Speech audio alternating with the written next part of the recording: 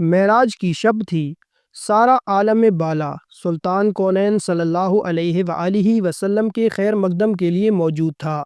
امیدوں کے ہجوم سے گزرتے ہوئے عالم ملکوت کا معائنہ فرمایا، پھر جب گشت کے لیے باغ فردوس کی طرف بڑھے تو مرحبا کہنے کے لیے ہر طرف خور و غلامان کی صفیں ایستادہ تھیں۔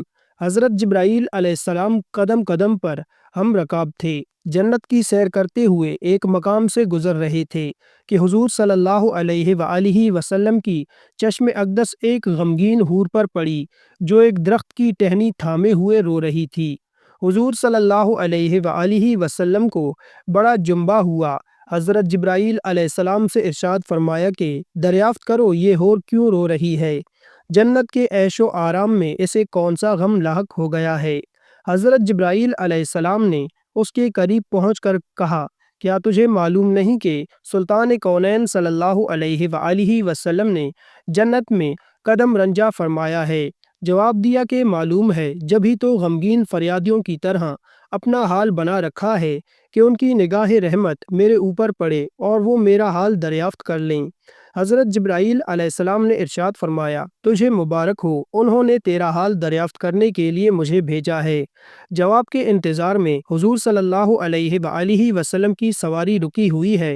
حور نے اپنی آنکھوں کے آنسو آنچل میں جذب کرتے ہوئے کہا، سرکار اپنے غم کی درد انگیز کہانی میں خود سناؤں گی۔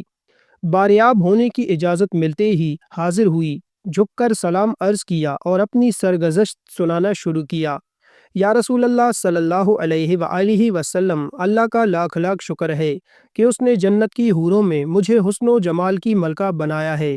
آٹھوں جنتوں میں میری طلت و زیبائی کا کوئی حریف نہیں ہے۔ اگر بے نقاب ہو جاؤں تو دیکھنے والوں کی آنکھیں خیرہ ہو جائیں اور جنت میں دوپہر کا اجالا پھیل جائے۔ یا رسول اللہ صلی اللہ علیہ وآلہ وسلم، ایک دن کا واقعہ ہے کہ اچانک میرے دل میں خیال گزرا کہ قیامت کے دن ساری حوریں کسی نہ کسی بندہ مقبول کے حوالے کی جائیں گی۔ عالم الہی میں میرا بھی کوئی جوڑا ضرور مقرر ہوگا جس کی رفاقت میں مجھے دائمی زندگی گزارنی ہے۔ یہ خیال آگے بڑھتے بڑھتے ایک آرزو کی صورت میں تبدیل ہو گیا، یہاں تک کہ جنت کی ایک خوشبودار سحر کے وقت میں نے اللہ رب العزت کی بارگاہ میں یہ التجا پیش کی کہ اے الہ العالمین، تیری نعمت و احسان کے آگے میری پیشانی ہمیشہ خم رہے گی کہ تو نے مجھے حسن کی مثال خلقتوں سے سرفراز کیا ہے۔ الہ العالمین، مدت سے ایک آرزو سینے میں مچل رہی ہے کہ عرصہ قیامت میں اپنے جس بندہ مقرب کے حوالے تو مجھے کرے گا، ذرا اس کی ایک جھلک مجھے بھی دکھلا دے، کم از کم یہ تو دیکھ لوں کہ میرا جوڑا کیسا ہے۔ رحمتوں کا دربار جوش پر تھا، میری یہ التجا قبول ہو گئی اور حکم ہوا کہ سامنے جو آئینہ رکھا ہے اسے ایک نظر دیکھ لے، اس پر تیرے جوڑے کی جھلک نظر آئے گی۔ یا رسول اللہ صلی اللہ علیہ وآلہ وسلم، میں ارمان و شوق میں ڈوبی ہوئی آئینے کی طرف بڑھی، میرے قدم خوشی سے زمین پر نہیں پڑ رہے تھے کہ آج عالم جاوید کے محبوب ترین ساتھی کو دیکھنے جا رہی تھی۔ جو ہی نگاہ اٹھائی، دل پر ایک بجلی گری اور آرزوؤں کا سارا خرمن جل گیا۔ دل کو کسی کروٹ چین نہیں ہے، ہمیشہ اس غم میں سلگتی رہتی ہوں کہ ایک بدشکل، سیاہ فام اور وحشت ناک چہرے کے ساتھ میرا کیوں کر نبھا ہو سکے گا، جبکہ اس کے تصور سے طبیعت کو دہشت ہونے لگتی ہے۔ حضور اکرم صلی اللہ علیہ وآلہ وسلم نے زیر لب مسکراتے ہوئے دریافت فرمایا، اپنے جوڑے کا جو سراپا تو نے آئینے میں دیکھا ہے میرے سامنے بیان تو کر۔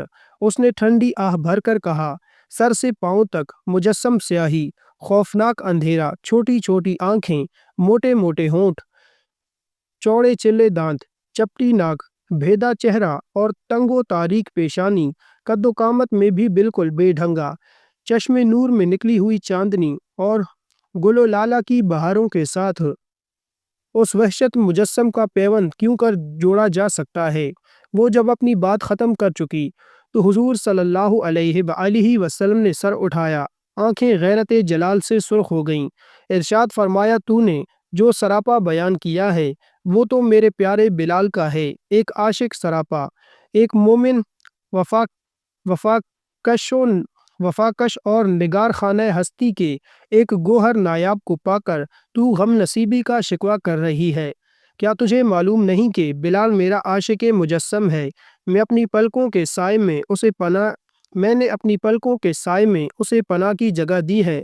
اور سن لے، میرا بلال بارگاہ یزدانی میں تقرب کی اس مسند پر فائز ہے کہ فردائے قیامت میں اس کے جسم کی سیاہی حوران خلد کے رخساروں پر تل بنا کر تقسیم کر دیے جائیں گے۔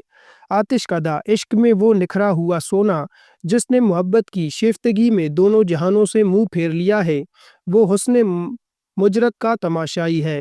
فردوس کا حسن وہ کیوں کر خاطر ملائے گا؟ اپنے جلووں کی زیبائی پر تو غرور نہ کر، ہو سکتا ہے جس دن 70,000 نقاب الٹ کر تو بلال کے سامنے آئے، میرا بلال تجھے ناپسند کر دے۔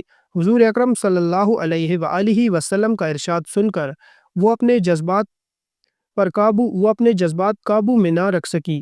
طلعت و جمال کا سارا خمار اتر گیا اور اضطراب شوق کی وافردگی میں چیخ پڑی، حضور صلی اللہ علیہ وآلہ وسلم میری معذرت قبول کیجیے، میرے غم کا بوجھ اتر گیا، وہی سیاہ فام بلال مجھے پسند ہے۔ میں اپنی خوش نصیبی پر نازا ہوں کہ سلطان کونین کا پروردہ نظر میرے حصے میں آیا۔ قیامت کے دن اسی سراپا کے ساتھ بلال کو اپنی آنکھوں میں بٹھانا چاہتی ہوں۔